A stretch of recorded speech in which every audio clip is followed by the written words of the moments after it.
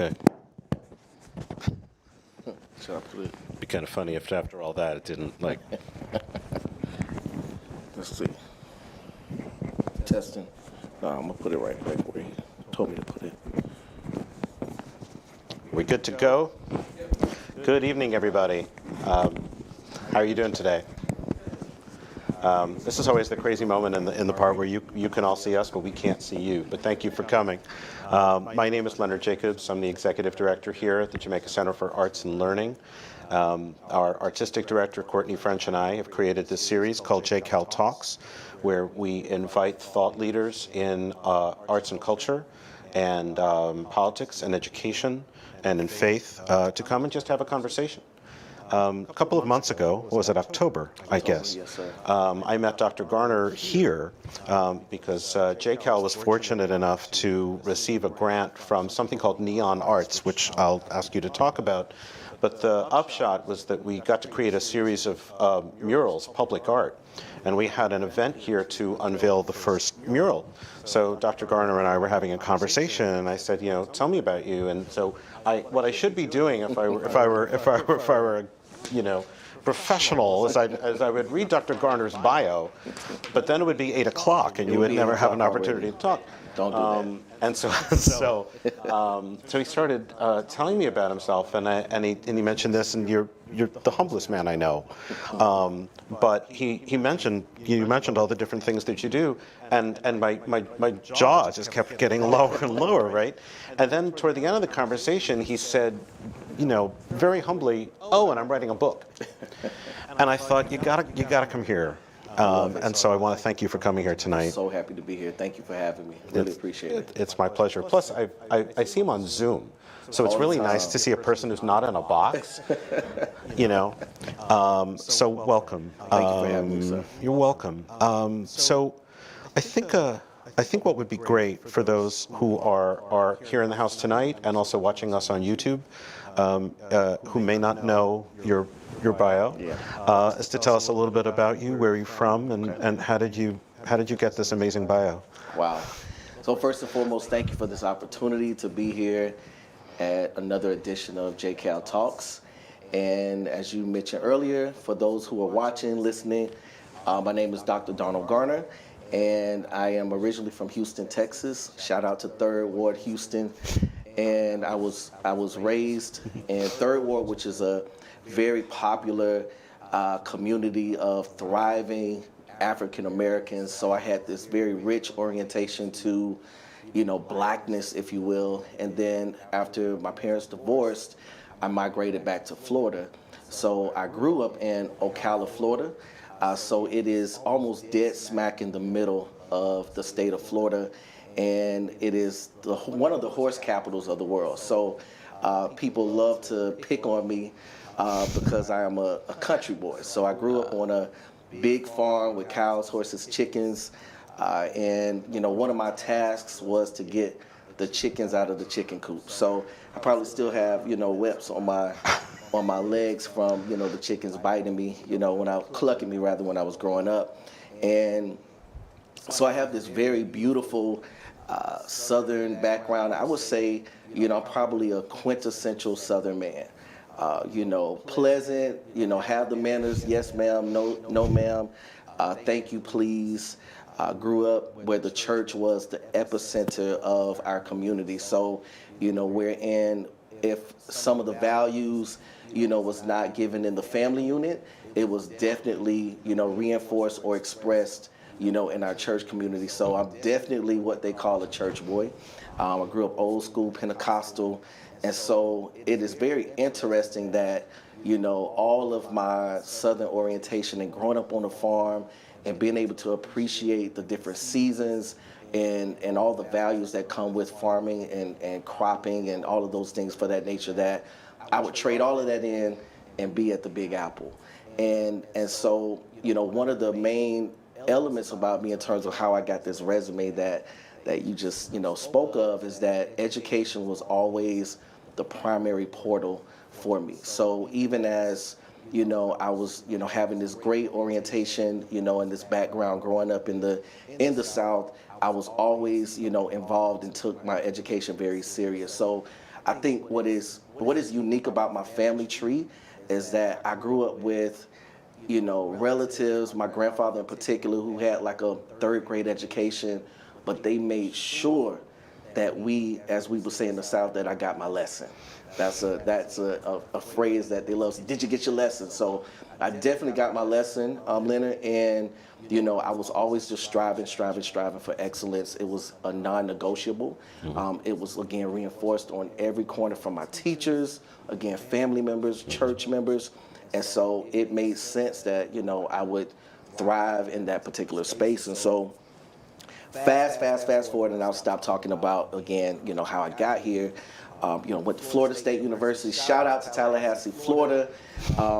And one of the greatest parts of my educational experience in college was that Florida Agricultural Mechanical University was right around the corner. One of the largest, and in my opinion, the best HBCU, historically black college and university. And so I was able to get the best of both worlds at Florida State, also being at FAMU, not being able to, you know, feel like that surveillance was on me as an African-American man on a college campus. Whenever I would go to FAMU, I could just be, right? And Florida State gave me this access to resources to, again, be the best that I could become.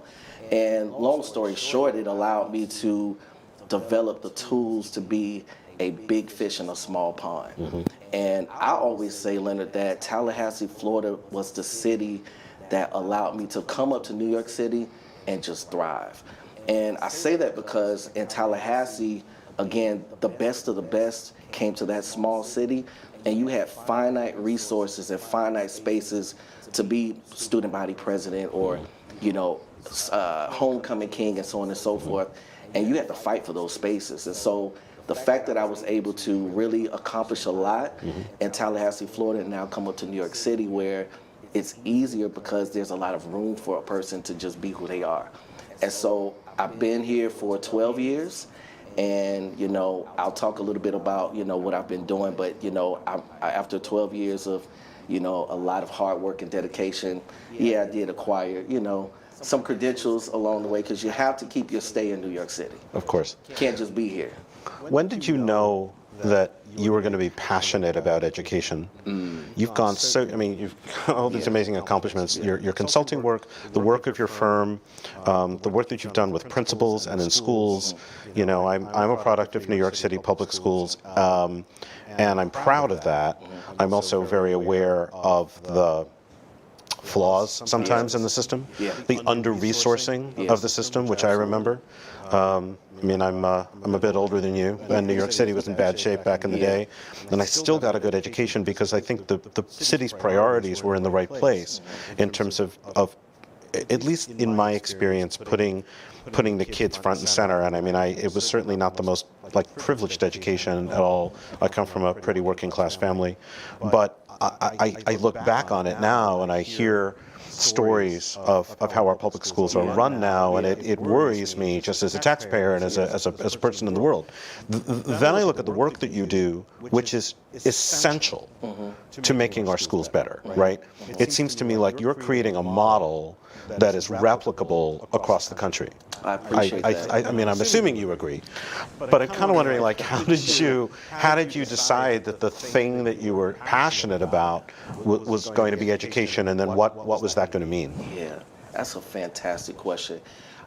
For the purposes of brevity, I think part of that answer comes into what I was talking about earlier in my introduction, that every single adult figure that was in my life, you know, reinforced or enforced, you know, the value of education. So that narrative that, you know, that education was the proverbial equalizer, as we say, you know, was instilled in my heart, in my brain, in my soul.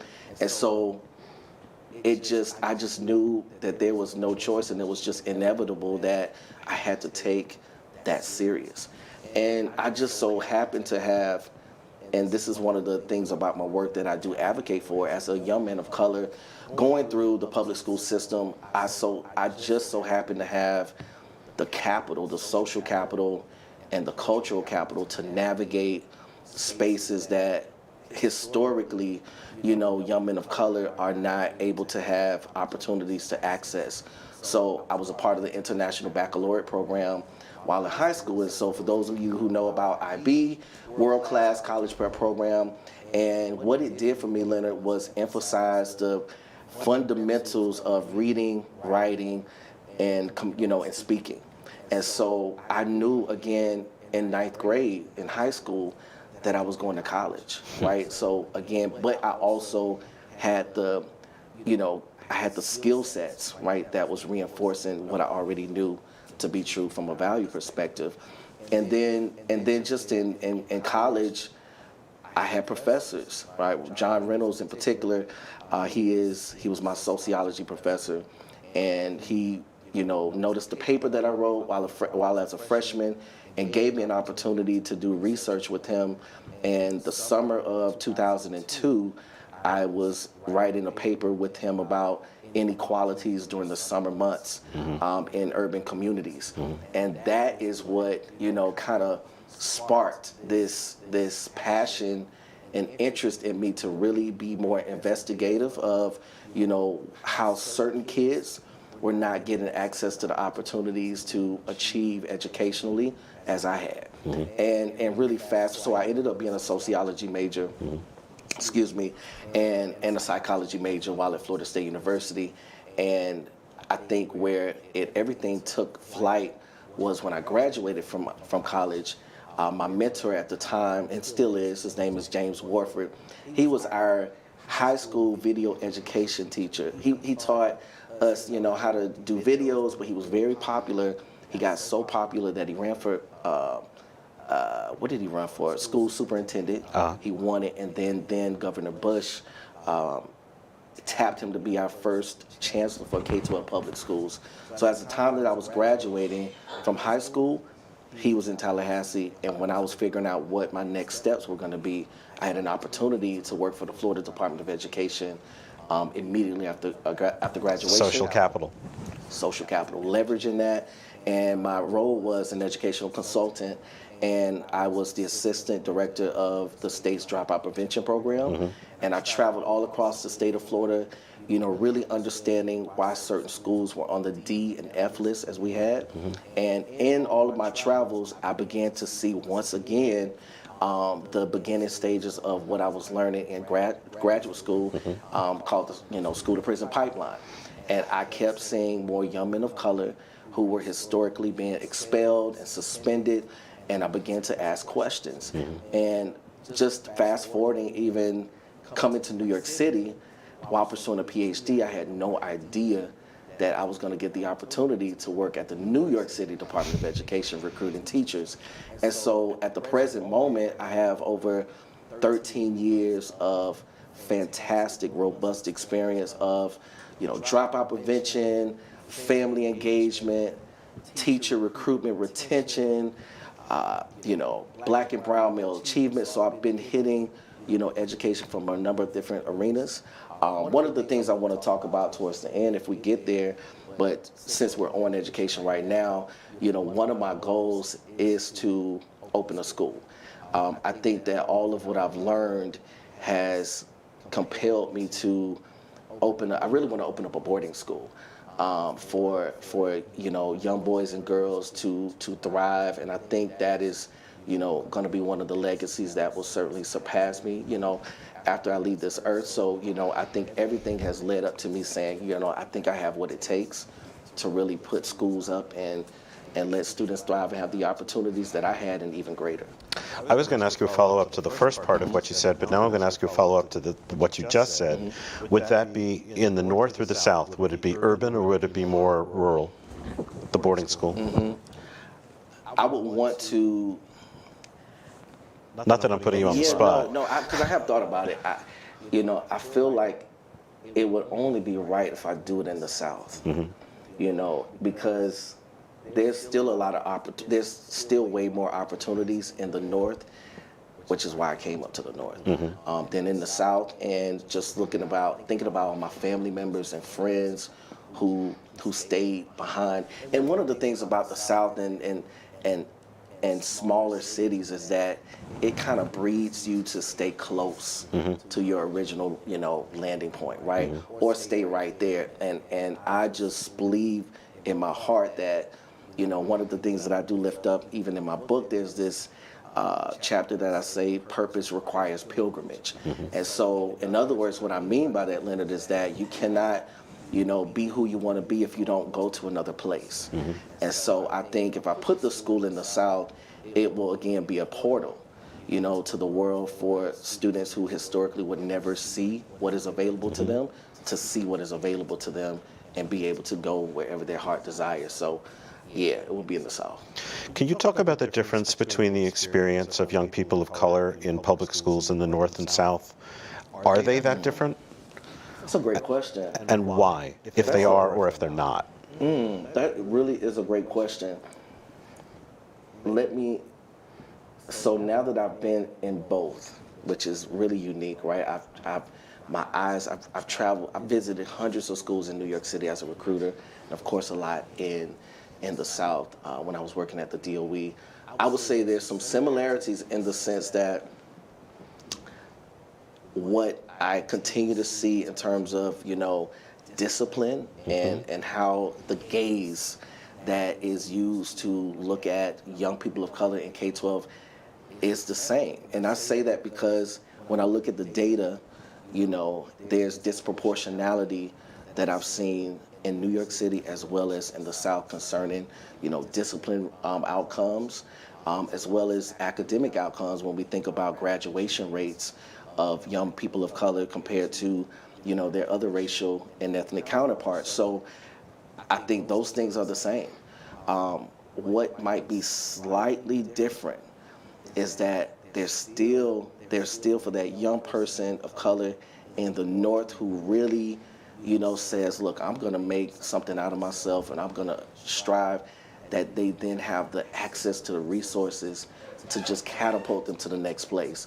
Whereas a young person of color who has that same grit, desire, will, all of those things that we know are important to succeed, they still may not have the opportunity to break through because the thing that they're looking for is not there. So I would say there's just a slight advantage of being a young person of color in the North and wanting to succeed educationally compared to, that young person of color in the South. What would it take to change the South? That's a loaded question. It is a loaded question. I think that. Actually, can I interrupt? Yeah, you can. A lot of us Northerners, I'm a born and bred New Yorker, a lot of us Northerners look at the South and just shake our heads. I know. And, and I have, if I may use the word kin, in Texas, actually, and Louisiana. And there are things we don't talk about. Right. Because we're not going to see eye to eye about it. Yeah. And it kills me, actually, Yeah. because we can't have a conversation. Yeah. And these are people that look like me. And I don't, I was hearing you talk about your experience living in the South, and I apologize for interrupting you. You're fine. But it seems to me that you're uniquely in a position to sort of look at both North and South, and on the one hand, it makes me sad that it's so similar, because I think a lot of Northerners like to say, well, particularly New Yorkers, right?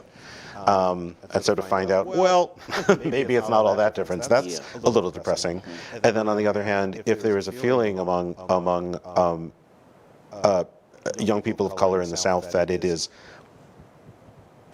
more problematic to break through, then that just goes back to the feeling that Northerners have that the South is hopeless, which is not fair. It's not fair to be reductive about people, right?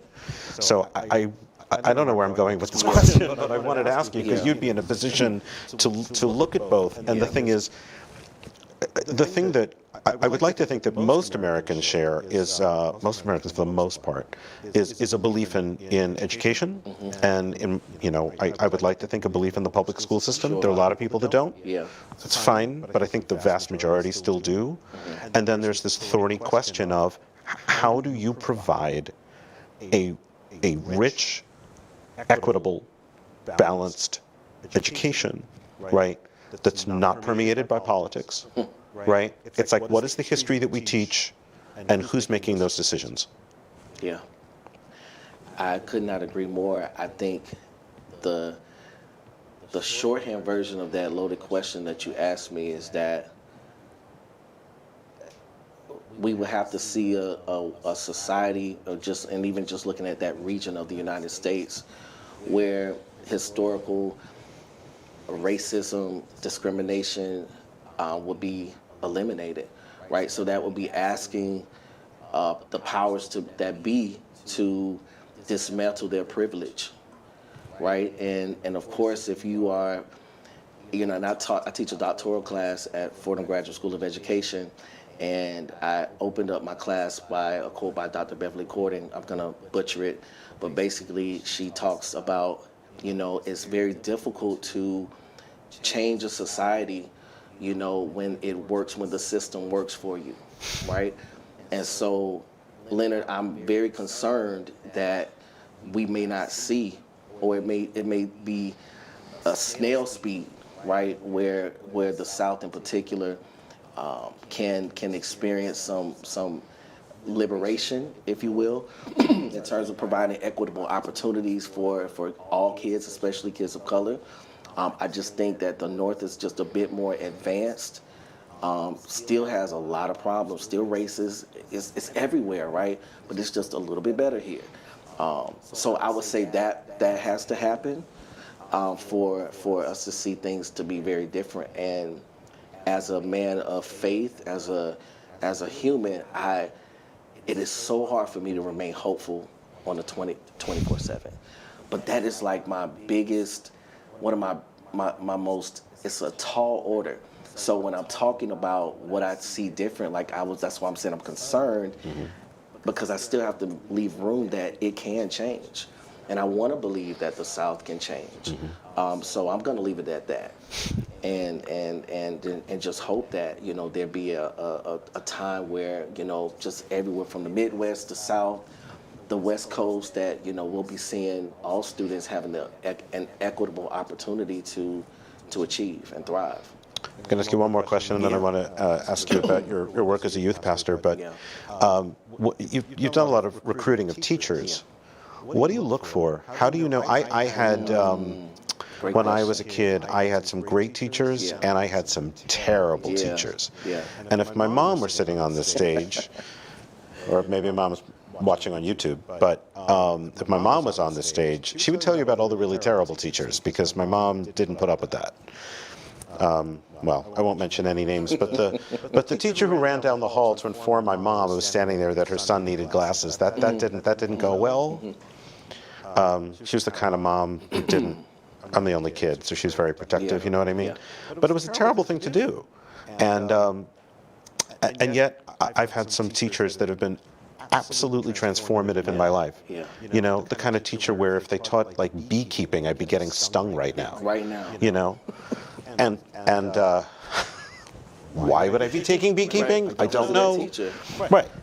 So how do you know? Is it instinctive? What do you look for? How do you know? Excellent question. First and foremost, I want to, if my colleagues from the Office of Teacher Recruitment and Quality were listening, my dearest colleagues and sisters, Leslie Banks in particular, my former supervisors and colleagues, Dr. Rakita Leaks, Dr. Shannon Wake, Ms. Lauren Krause, these ladies, so I came in as a recruiter, and I was the only one who had not been a teacher when I got this role. And they took a chance on me, Leonard, to get this job, right? And so I had a huge learning curve to be able to discern what I was looking for when I was going into classrooms recruiting, what we were calling our select recruits. So they were the traditionally certified teachers. That was the equivalent of the New York City Teaching Fellows. So New York City Teaching Fellows were the alternatively certified teachers who didn't go to school to be a teacher.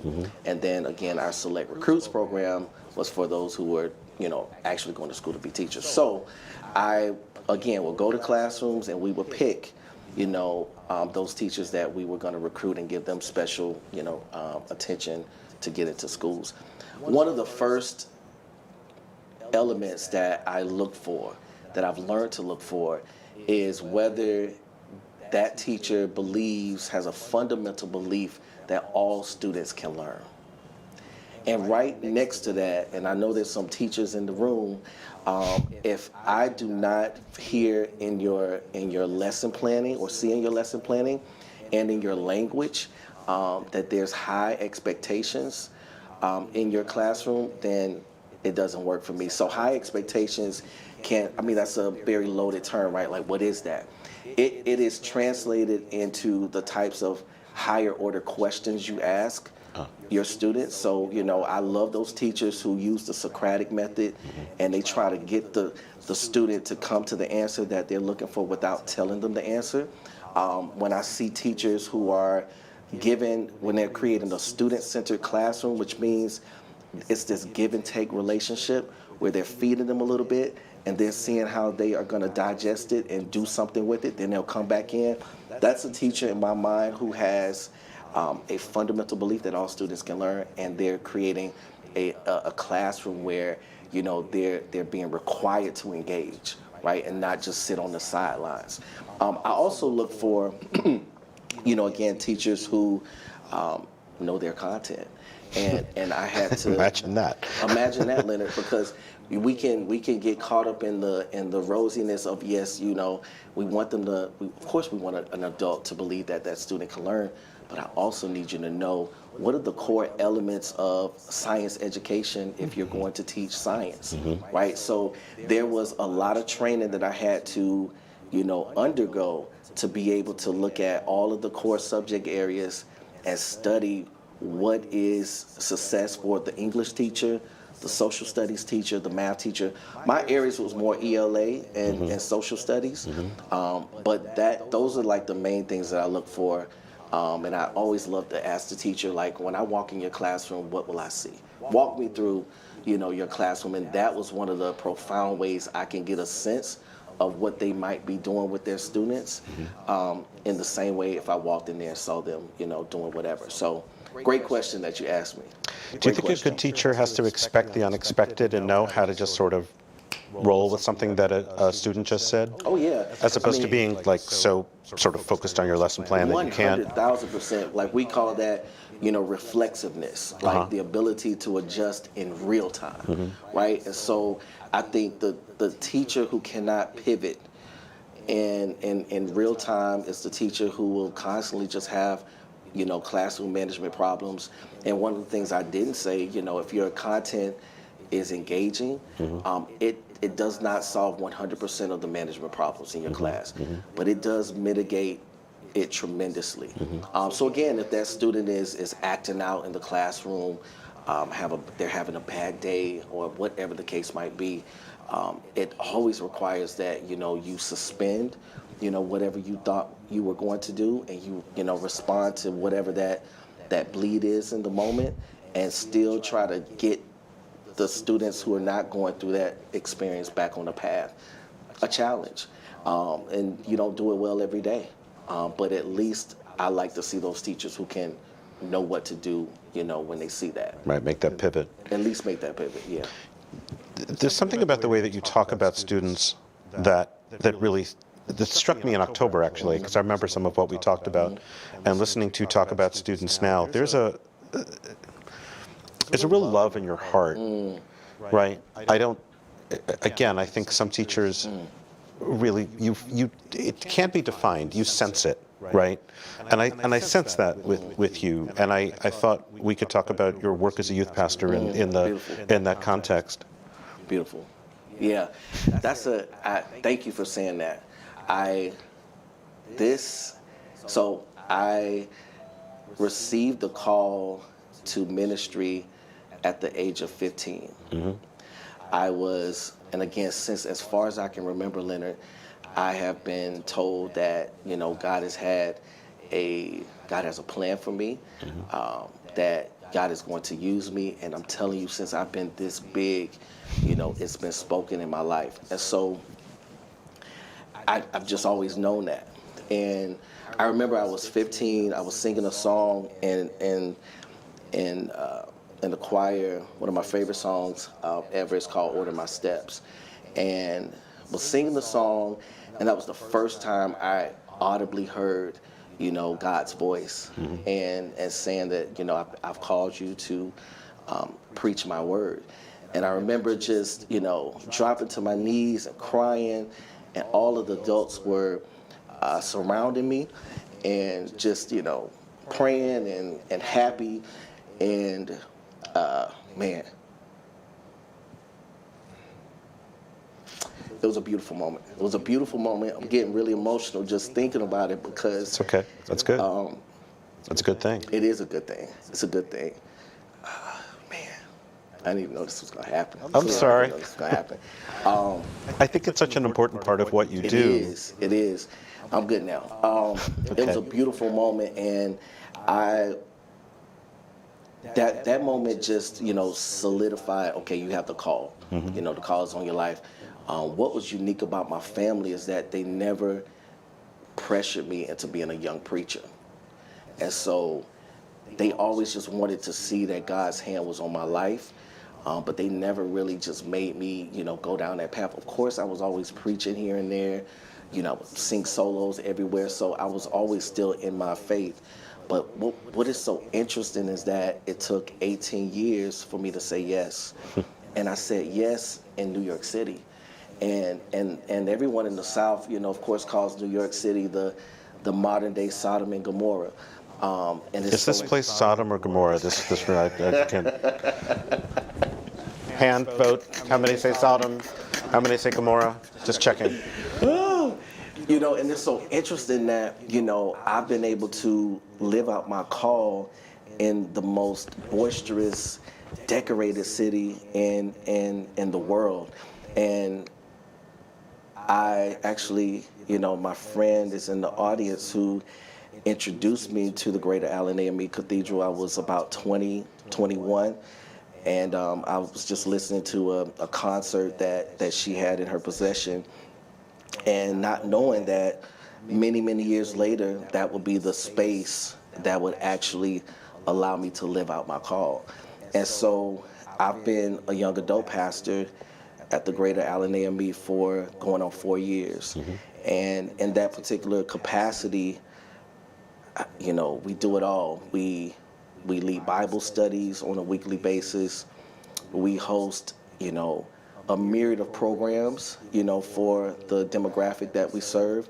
And so, we do conferences every year, socials here and there, and whatever else we feel is important to nurture the spiritual development of our members. We have the liberty to do so. And also in this capacity, I've had the opportunity to and the honor to, marry certain people, officiate their wedding, and as well as bury. And so, at the Greater Allen AME Cathedral, shout out, of course, to my illustrious, dynamic pastors in the persons of Floyd and Elaine Flake. They are pillars, beacons in this community, in the country, in the world. And I'm just so honored to be a part of that legacy, right? Because literally, Leonard, I know how to live out my faith and be influential in politics, in community, in education. And that church has shown me that, you don't have to suppress, what you believe as it relates to your other gifts. And so, as a professor, I'm very clear that my faith is informing that. Right, because I saw my pastor do it, in Congress from '85 to '97, right? So it is. I saw. Well, I wasn't there, but I know the stories of him being on the floor and then on Sunday morning preaching the house down 3 services, right? And so all of those models, and even with Reverend Elaine Flake, just having. Our school that's been in effect for years and has educated thousands of young people, right? So Allen has by far been a model of excellence for so many people, hundreds of thousands of people. And now that I'm in that particular space, it has definitely given me the formula, of how to really be a thought leader, in the world. And so my faith it's my secret sauce. So it gives me this ingredient of empathy and compassion for human beings everywhere I go. And so it's felt, like you said, it's felt in my writing, because I really do believe so. As a preacher, and I'll be quiet after this statement. You can talk as long as you want. It's your show. As a faith leader, my framework in mind, because every preacher has a different way of how they show up. I am what they call a faith preacher, so I'm always going to try to elevate someone to think bigger than what they're going through. Always. I'm also a redemption and restorative preacher. And so whenever you might hear me, whether it's a Bible study, whether we're doing like a consultation, if you will, or a sermon, you're going to hear this belief that no matter what you may have been dealt, no matter what your lot, that you can still pick up your mat and you can still be who it is that you've been created to be. Like, I really, really believe that in my soul. And so, again, being that Allen has given me a platform to get all of that out. And I think that's, again, why I came to New York City, because this space is not intimidated of one being a preacher, a professor, an entrepreneur. Like, all of it makes sense. We're not looking at you like you have 10 heads. But that church in particular has really, really, just allowed me to thrive spiritually and be okay and confident when I go out in the world and say, yes, I'm a preacher. Yes, I'm a minister. Yes, I'm a young adult pastor, and not bat an eye and not let that be the last thing I say when I'm in these power dinners and social circles and galas, et cetera, et cetera. So thank you for bringing that. Of course, I just didn't know I was going to get that emotional, but it is a beautiful thing, because it is who I really am. That is like the core essence of what makes me me. One of the things I was thinking about while you were talking about that was you said it was the last 4 years. Seems to me that the nation and our city and this community and this borough has been through some stuff in the last 5-6 years, and particularly the last 2 or 3. So you're coming in at a real inflection point, right? There's been so much pain and anger and hurt and death,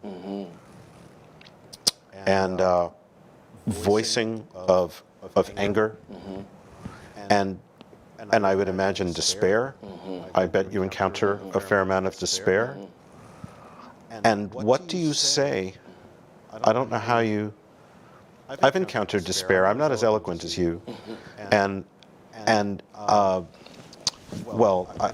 going to be specific about it, but you know that there's a particular situation here at the moment, and there was what I'm referring to, and there was very definitely some despair on our team, which is still there. And one of the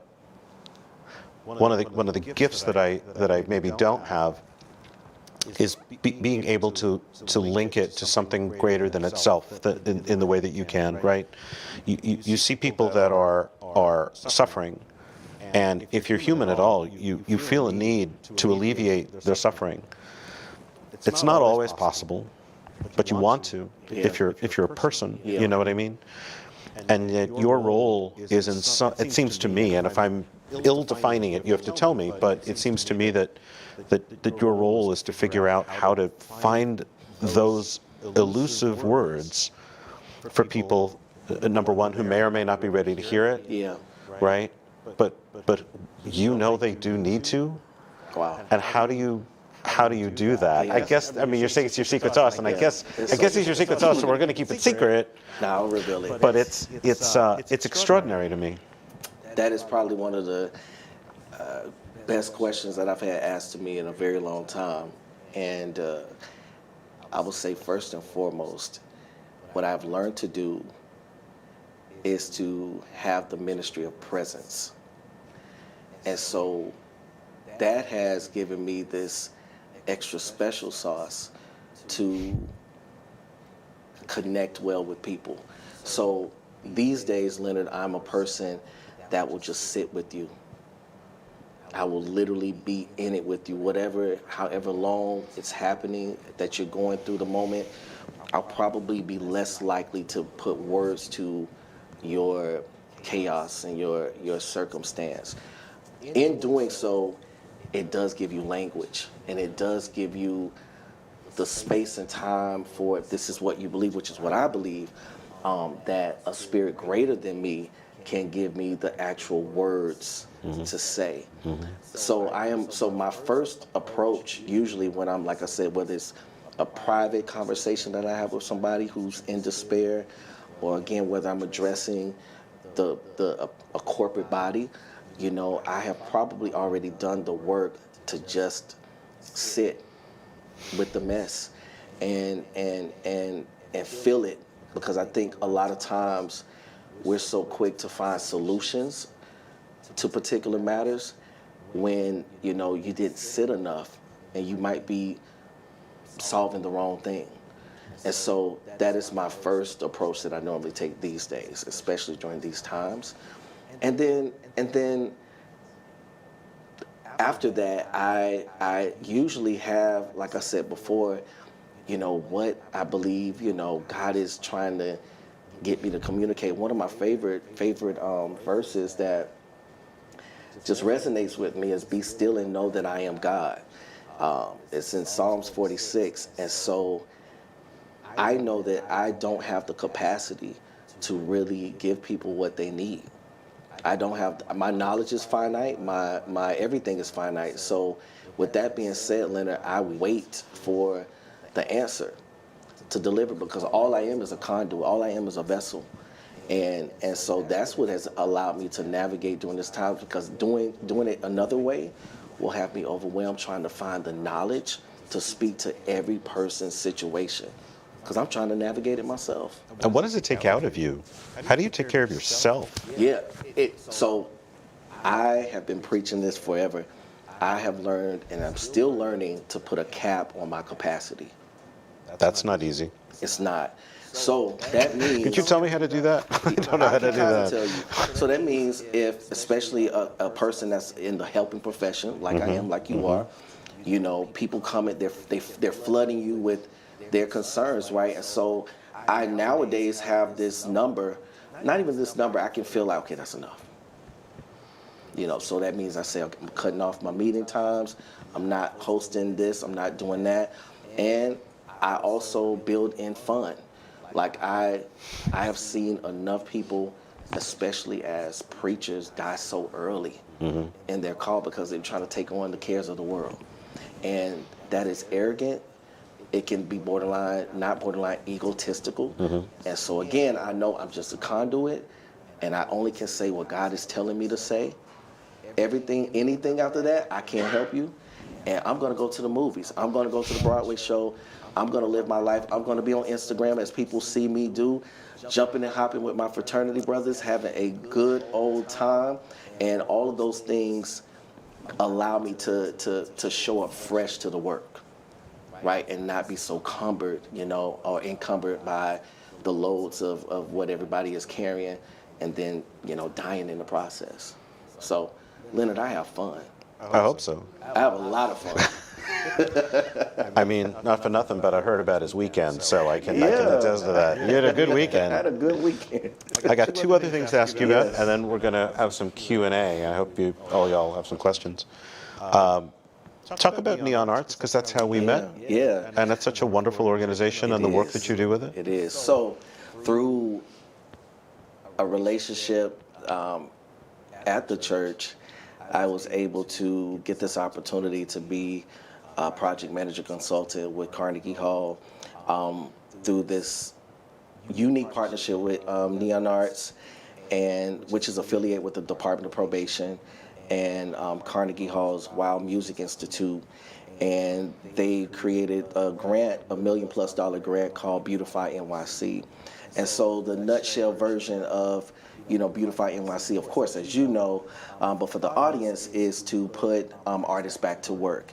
And of course, in light of the pandemic, our artistic community was hit extremely hard, right? And so this grant was seeking to give some of our most creative individuals in New York City an opportunity to put their skills back to work and simultaneously give our youth and communities. So there's this, through Neon Arts and Neon Works, we have Neon Communities where students are able to make decisions about, programs that they want to have in their community. So we tap students from those particular communities to also support the artists in a number of different beautification projects. So of course we know beautification is anything that's going to make your community look better. So we have funded historically mural projects, photography projects. We've done some projects with artificial design and also urban gardening. Those are usually like the main types of projects that we funded.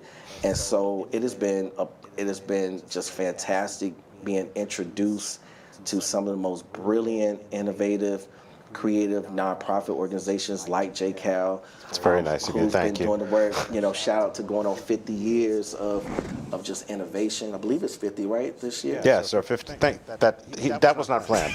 Yeah. Thank you. So You're hired. Thank you. Times are hard these days.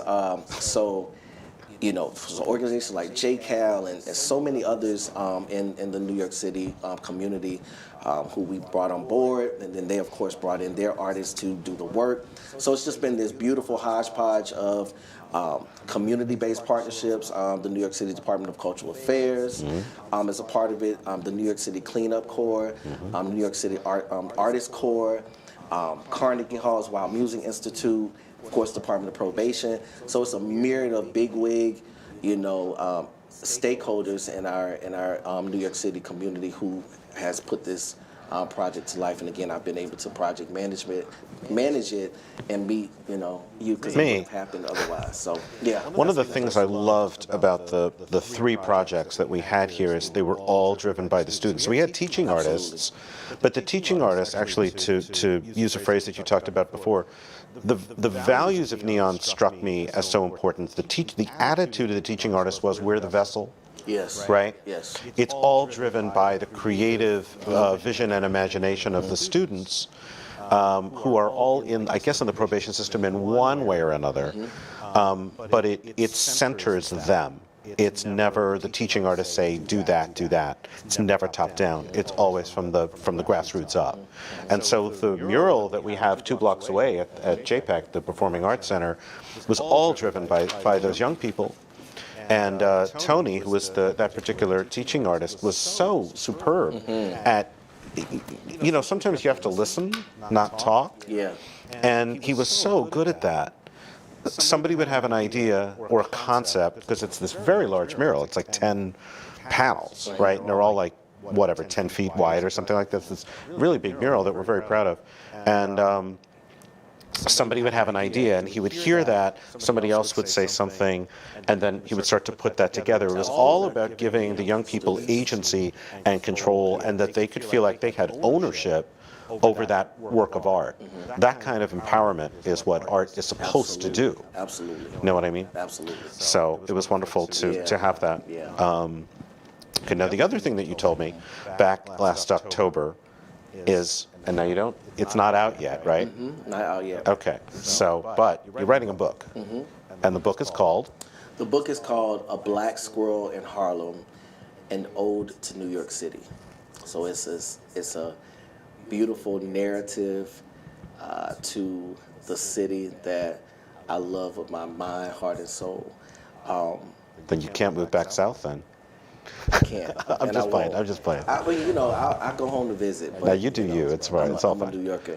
The nutshell version of, because I did tell you a little bit about the book, and of course for those in the audience, I'll give you a little snippet of it. It is going to be released prayerfully in the fall. I'm looking for that September, window for it to be released to the world. This book is it is inspired by E.B. White's, who, of course, we know E.B. White from Charlotte's Web. Charlotte's Web. When I first came here, first 3 weeks of me being in New York City in 2010, I was telling a friend of mine, Dr. Gerald Jackson, about my time here, and he was just listening to how eloquently I was talking about the city. He was like, DG, you need to read this book called Here is New York, B.B. White. It's a great book. It's a great book. I read the book, Leonard, and I fell in love instantly. I've read it so many times, and I said, when I at least put in 10 years of living in the city, because 10 people think that you're reasonably legit on something, reasonably. So I said, Not that anybody in New York would judge, but they give you somewhat of a pass. Right. So I said, when I put in 10 years of the city, I'm gonna write the southern version, the updated version of this sociological account of all of my observations and experiences living in the city, but do it from a narrative form. Mm-hmm. So it's like me, going on a balcony and overlooking the city and just giving an account for everything that I've seen. So it's my life philosophy based upon what I've seen in New York. So I have a chapter. I'll give just a little blurb. So I have a chapter called These Three Things. These three questions, rather. Who am I? What do I want to do? Where do I want to be? And I make this very bold argument that out of those three questions, if a person can learn or if a person can land on where they want to be, mm-hmm. it might be the most important question to answer, because I believe environment matters. And so if you're in the most optimal environment, I believe then it allows you to answer the who am I, because then you will be around the right people to reinforce your purpose for being on this earth. And then if you are able to answer the where do I want to be question, you can be able to better answer what do I want to do, because then you will be equipped, you'll be in a space that will equip you with the resources, the tools, and the everything else to actually do whatever it is that you want to do. And that chapter, of course, was inspired by me being in a place where I know where I want to settle. And so I give this profound account to empower people to find out where you want to settle. Not settle to just, be bland, but to settle as a place to literally ignite everything that you're supposed to, become.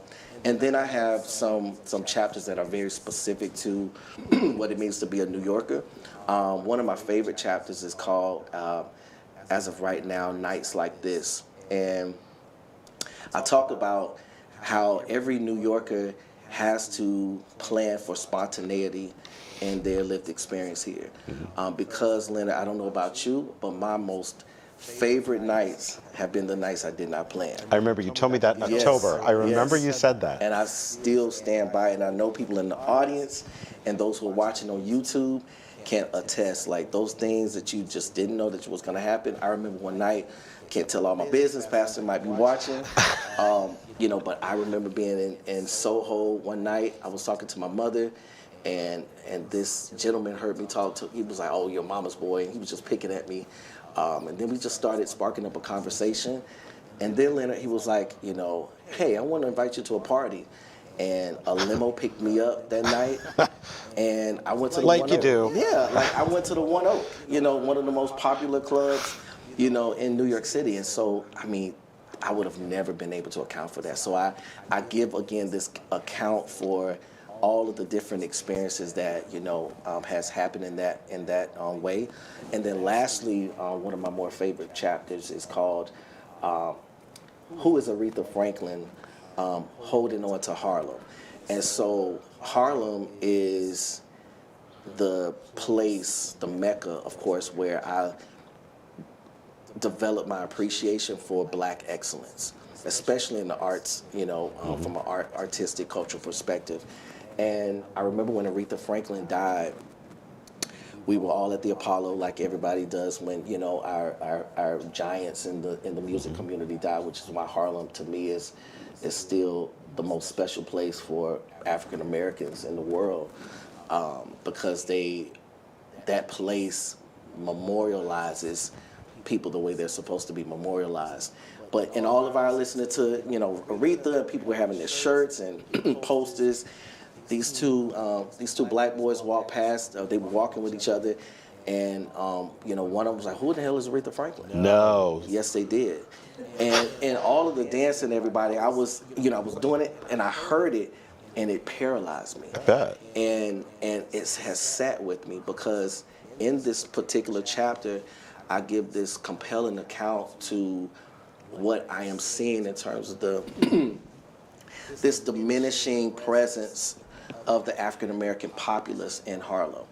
And again, it's so that's why I say holding on to Harlem. And so it will invite you to just think really succinctly about what you might be seeing in Harlem if you go there. But also I lift up all of the beautiful, attributes of being in Harlem on a Sunday morning, and all of the historical landmarks and what they mean, et cetera, et cetera. So in short, this book is, if you are a New Yorker, it should make you fall in love with the city that you were born in and not take it for granted. If you are a transplant, after you read this short book, it will make you be more empathetic of what has come before you. And then if you're just, you don't live here, and if you've always thought about visiting, it will make you pack your bag and, get on a flight and come see some of the landmarks that I lift up, in this short book. So you're like the tourism ambassador on top of everything else that you do. That's it. That is one of the end goals. I do want to be a very powerful influencer when this book is out, about what it might look like to shape New York City. Mm-hmm. So I was very intentional and strategic about just giving a splash of my account, right? Just enough to be invited in the room and say, what do you think about XYZ? So really excited about it. A Black Squirrel in Harlem, an ode to New York City. September 13th in June, my publishing company. And this is, they have been very gracious in giving me this platform to introduce myself to the world now as an author, or soon to be as an author. And what was that thing about your book party being here? Was there a thing? Yeah, no, it is a thing. I think we talked about that, but we if we're not, might talking have. about it now. I just feel like on my list of responsibilities as executive director, I'm supposed to make that happen. Like, board members, y'all hear that? Trying to do my job. Let's do it. I'd be honored to do that. Make that happen. So yeah. Now I can't see well. I don't know if we can do some house lights, but I would like to invite our colleagues in the audience. Yes, in the back. Sure. Well, thank you so much for just enlightening us with your experience, and everyone is experiencing New York and the city in their own unique way. Something you made me think of as an arts educator myself, that still in New York, for example, the public school system, the representation of our educators don't always represent the population of the diverse students that are coming in. And also how, for me, the city of New York is our educational campus. It's not just the school. Yeah. So there's a barrier between the schools and inviting diverse artists, teaching artists, and me personally, I'm going to get to the question. No, you're fine. Me personally, I've many years both working in a public school and coming as a teaching artist. I've often faced the barrier where the nonprofit sends us in kind of blindly, and then the school has all these expectations to not support us. So just, you breaking that and making that step, that was very profound for me. But for the sake of your time, something that I was thinking about that I was struggling is, we all have stories to tell, we all have a journey we go through, and it sometimes feels like you have to write every minute of this and this. What has kind of helped you in your journey to kind of narrow down how you would capture it in a book or fit it, or what you would want to tell from all that you can for emerging writers? Because sometimes That's an excellent question. I have to reach a happy moment in my life, or I have to reach the end of my chapter to them, and I'm also I don't want to document everything now. All I do now is write articles, but writing a book seems overwhelming for me. So what has helped you narrow? Just could you just repeat any questions sort of into the mic? I wouldn't dare try to repeat all of that, but what I would say, and do you want to encapsulate that question? Yeah, That's an excellent question. It was an excellent question. The question, I believe, you were asking towards the end was, how do you narrow down, what subjects or topics you want to write about in a book, when one has so many, overwhelming thoughts to, write about something, right? So how do you narrow it down when it comes down to my process? Was that pretty much the spirit of the question? Very ADHD context. No, that was perfect context. It's a great question. So short answer, I don't even know if it's a short answer. I usually am a person that writes down everything in its entirety first, right? So like because it's very cumbersome if I have to in the process start snipping away. I don't like to do that to myself. So even with this book, I had 10 plus years of all of these different rich experiences, right? But I knew, of course, I could not have this book be 300 pages or I didn't want that. So usually I'm a person that writes it all out in its entirety, and then I go through this very cumbersome discernment process to say, okay, what are you going to trim? What are there's some thoughts that can be collapsed, and you have to. That's the hardest part of the work as a creative. I do it as a minister. I do it as a writer. I do it on a lot of different levels where I have attempted to master the economy of language, because I always want people salivating for more than saying, this is too much. So I think if you go through that process and write it down as you see it and as you're feeling it, then you can be able to see the trends, and what, or the themes that can fall under other themes, right? And then you'll have like, oh, I went from 10 pages to 4, but you got to do that work. So that's what I would say. I would just add to that. I'm what you would call a recovering journalist, and I figure if I get one laugh on that in a room, that I'm doing pretty well. That was good. But I think I've also had a career in the arts as an artist, and self-editing is one of the hardest things to do. There's that phrase, "Kill your darlings." Yeah. I mean, as a young writer, I had more darlings than like Peter Pan, and sometimes that line works, sometimes it doesn't. But you sometimes have to be a little ruthless with yourself. But what you did that's really good and nourishing is you allowed yourself the space to write everything that there was. Then you did the editing process. And I mean, people that work in the visual arts do that, musicians do that, obviously writers do that. It very often depends on what you're trying to get out of the experience of what you're creating, right?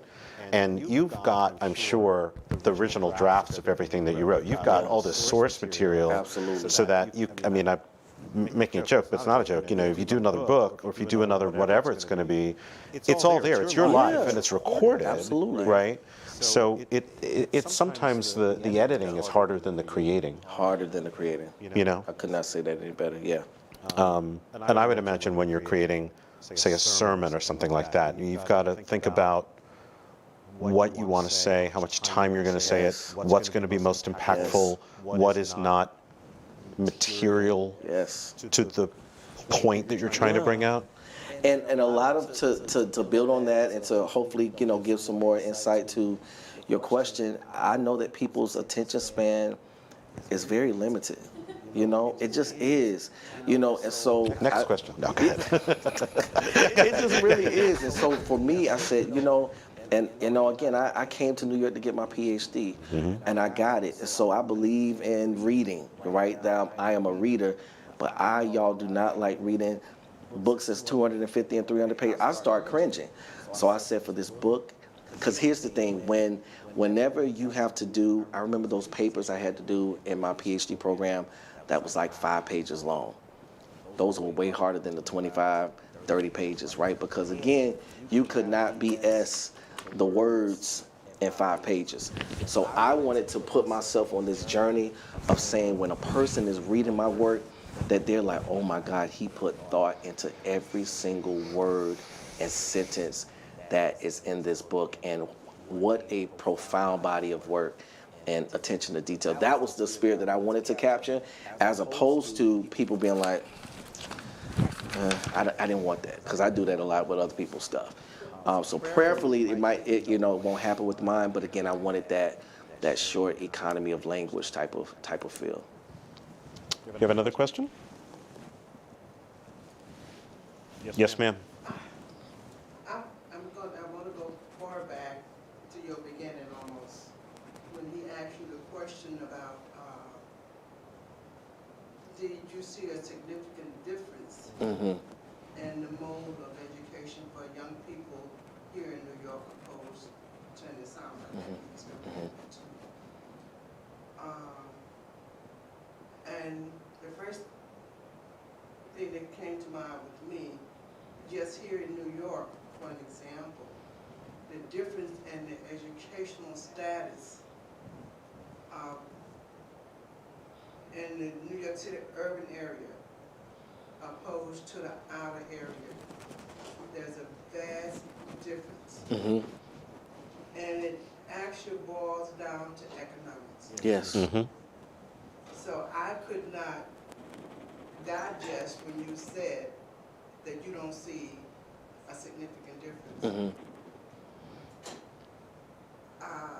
The quality of education is so vastly different in the South Mhm. than it is in New York. Mm-hmm.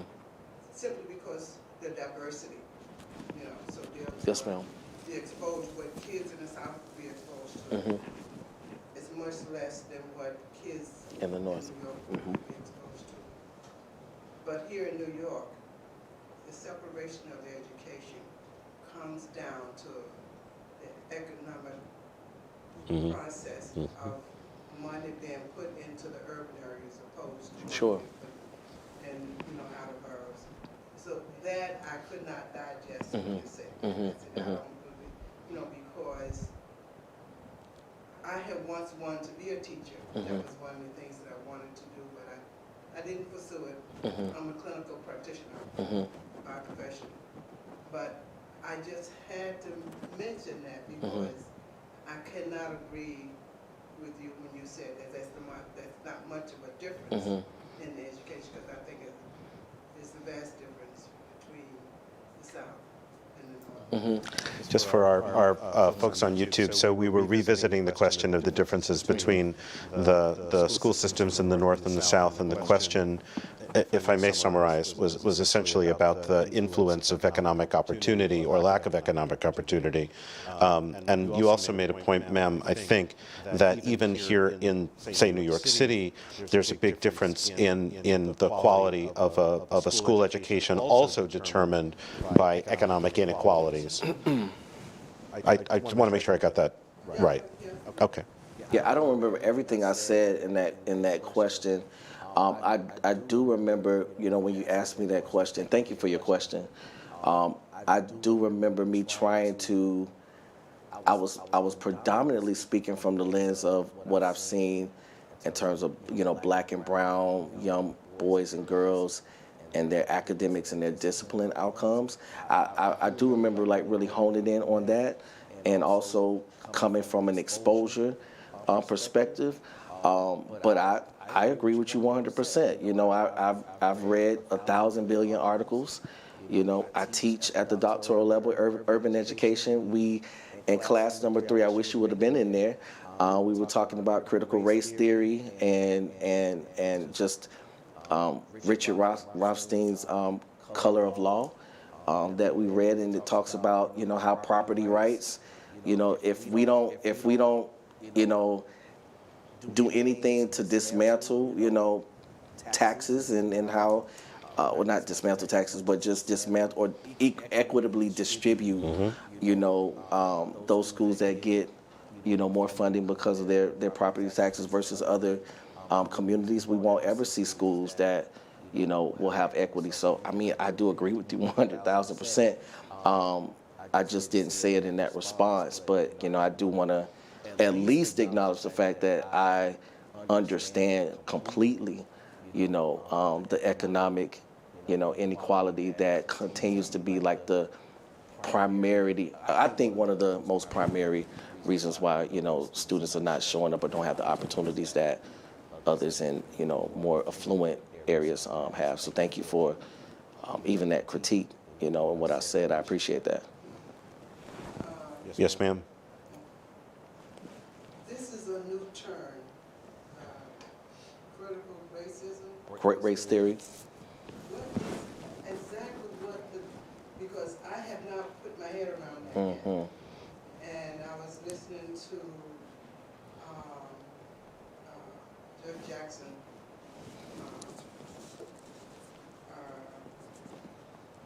I guess we wouldn't say trial, but she's asking questions before the Senate to go to Mm-hmm. the Supreme Court. And that was one of the things that came out. They kept using the term critical Mm-hmm. race Race theory. Mm-hmm. Exactly, because someone kind of It's very much in the news. It's a pinata for the right wing, unfortunately. And what is critical race theory? Yeah, I mean, just and there's a lot of courses that if you go to college, there is one of the first theoretical frameworks that I heard even before critical race theory was intersectionality, which is again this invitation of, how do you look at social issues from the intersection of race, class, and gender, right? And so the layman's version of what I lifted up in CRT, critical race theory, is that it's this conversation, it's this collision between, property rights versus human rights. And property can be defined not just as, geographics, right? But it can also be defined, as different social academic programs that are going to give certain groups better opportunities than others. So it's this notion that under the theory of critical race theory, those who have, access to the resources are less likely to give all of that up if it means to give other groups, opportunities for equity and equality. And so again, it and it also is a framework to look at privilege and whiteness and the ways in which, structurally, white privilege has permeated, all of society as we know it. And so it really invites us to have these very hard conversations about why certain students, certain groups do not have access or do not have in general compared to other groups, right? So it's not necessarily, it's more of a framework that invites these hard pressing conversations than anything, right? And so there's a lot of Kimberly Crenshaw. There's so many theorists and writers who are on it. I'm actually a newbie, in the space as well. Because it's something that, again, now that I've been teaching again, I have to familiarize myself. But that was the layman version of CRT. But it's definitely something that if those of us who are, remotely, concerned about education, we need to be, more familiar with, for sure. Yeah. We have probably time for one more question. Yes. I was curious, going back to what you mentioned earlier about your desire to ultimately want to open your own school someday, and having that experience of working in the education sector and kind of seeing what we're doing right and what we're doing wrong, and wanting to kind of take from that and make that and fix that in the setting that you have control over within your own school. I'm wondering and curious as to what would you want to implement in that kind of a school that you would want to create and formulate and what kind of things would you do differently in your school that you feel would kind of counter some of the different things that you've seen within your experience within the public school system, where it's like, okay, this does not work, so if I had the opportunity, this is what I would want to do differently in my school. What would that kind of look like? That's an excellent question. It is an excellent question. Boarding school, what is that? Just for our colleagues on YouTube. So boarding school, wherever it's located, what is that experience like for a young person? So that's an excellent question. Thank you. There's so many things I could say. How much time, how many minutes do I have? We got 3 hours, right? I could. No, you take the time that you need. We're good. So there are a few things, because of course, I could, blabber about this for a long period of time, but I want to, again, just use the economy of language and give you a few things. One of the first things that would be different is that I would really vastly improve the decision quality for how our kids are thinking about who they want to be in the world. Here's the layman version of that. So decision quality is like this dressed up business term that I came across. I was like, I like that term. But really, again, in a nutshell, it is at a very early stage.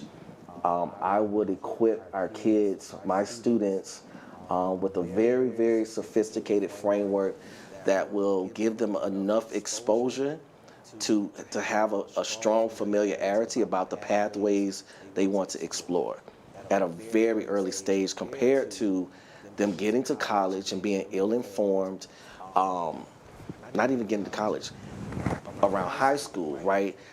Being ill-informed about where they want to really go after high school.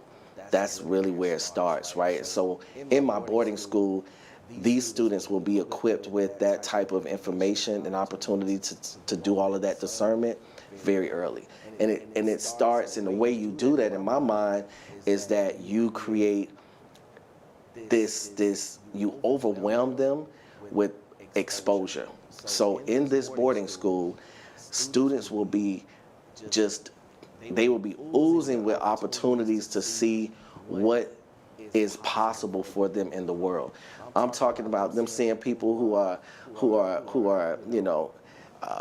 in the rainforest, people who are archaeologists, people who are, you name it, right? From the most obscure types of fields to the more popular ones that we have, thrown at them, like lawyer, doctor, teacher, etc. So in this school, there will be a framework for very rich exposure. I also believe in this particular school, in this boarding school, my students, my school will have the most robust partnerships with the labor market.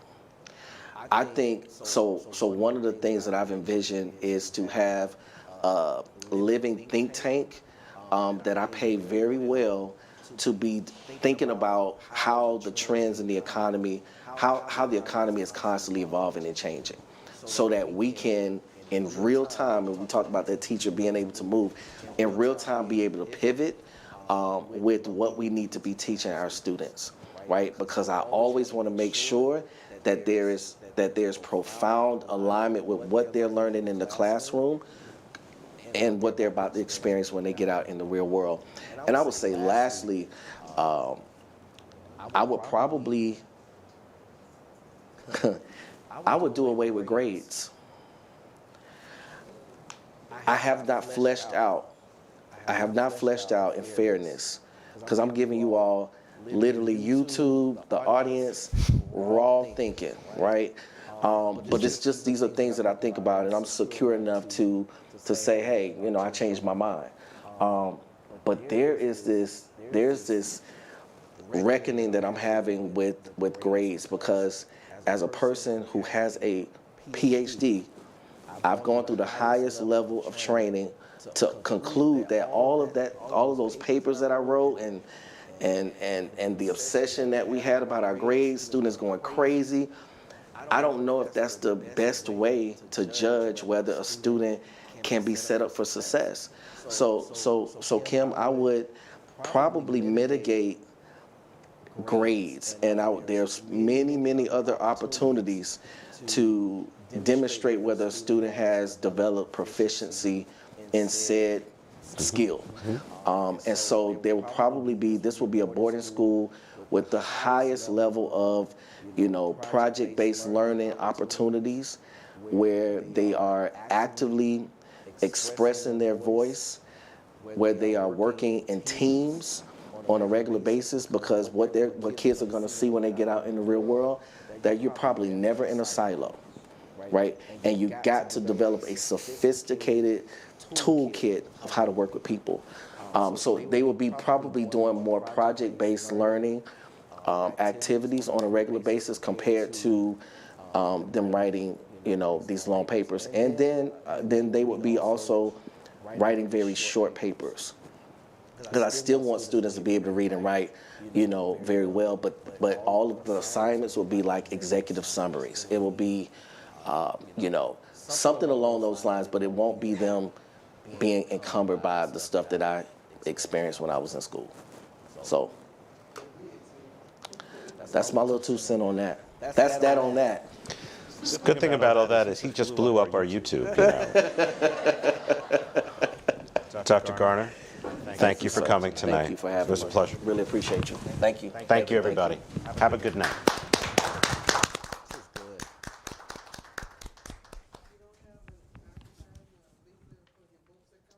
No, ma'am.